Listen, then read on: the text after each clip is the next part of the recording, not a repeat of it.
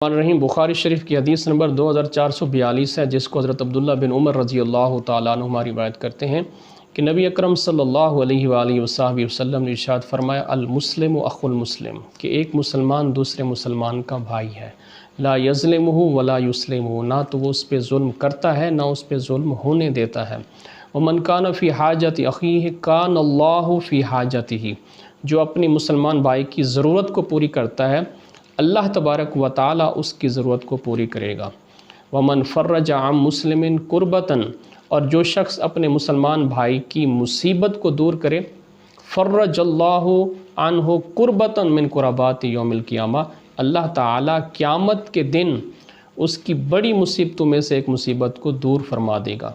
ومن ساتر مسلما ساترہ اللہ یوم القیامہ، اور جو اپنے مسلمان بھائی کی پردہ پوشی کرتا ہے، یعنی اگر وہ کسی عیب پہ مطلع ہو جاتا ہے، وہ عیب لوگوں میں بیان نہیں کرتا بلکہ اس پہ پردہ پوشی کر دیتا ہے، راز کو راز رہنے دیتا ہے، قیامت کے دن اللہ تعالیٰ اس کے گناہوں پہ پردہ ڈال دے گا۔ حدیث کا یہ جو آخری جملہ ہے